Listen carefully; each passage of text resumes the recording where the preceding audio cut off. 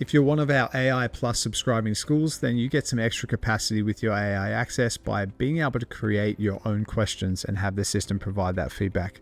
We're going to dive into that process now and take a look at what's available and what's possible.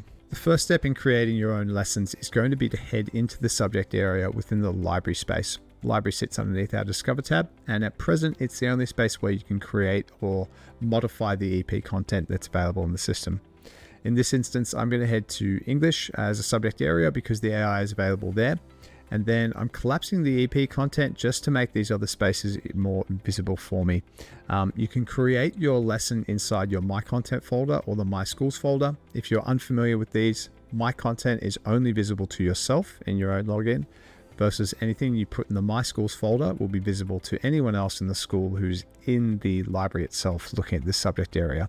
So you ideally want to start creating your My Content and then migrate or copy an element over to the My Schools folder to share that with the rest of the staff. In either of these spaces, you're going to see the Create New option here up the top. I'm going to make sure I'm in my Content space. I've got an AI folder here in particular, and I'm going to select Create New and Smart Lesson. When we do that, we get our templated smart lesson for creating in, which will come as a default with an information section, a quiz section, and an extended response section.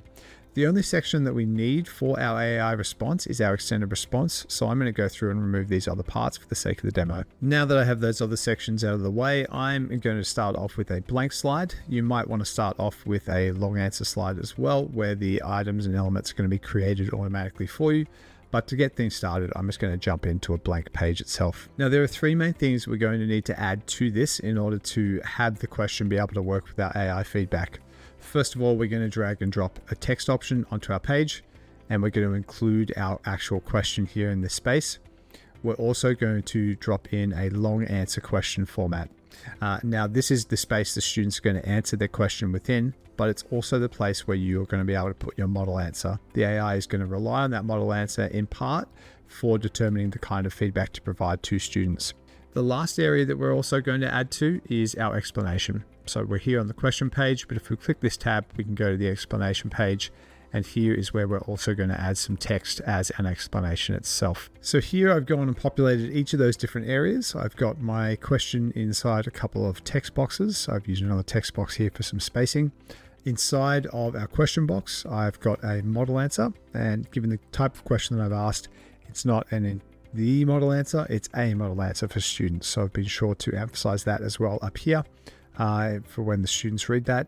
I've also included an answer expectation. This is more of a mechanical part of the platform. It helps to give students an indication of how much they might need to write to satisfy things. And then if we head over to the explanation tab, I've dropped in some additional information. Now with this type of question that I've asked, it's quite open-ended.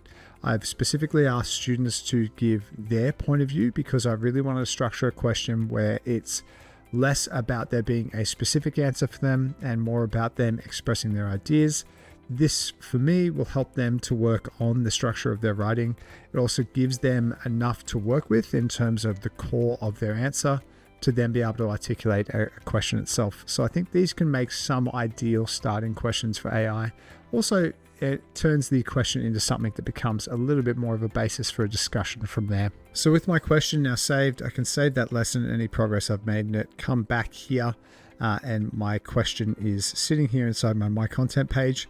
From this point, I can click on this and assign, and then assign as a task and go through the same sort of steps we went to before to get this to our students. As we continue with our development of the AI feedback tool, it will continue to improve in its accuracy and the type of feedback it provides, which means that it will continue to respond and improve how it responds to more open-ended questions like these.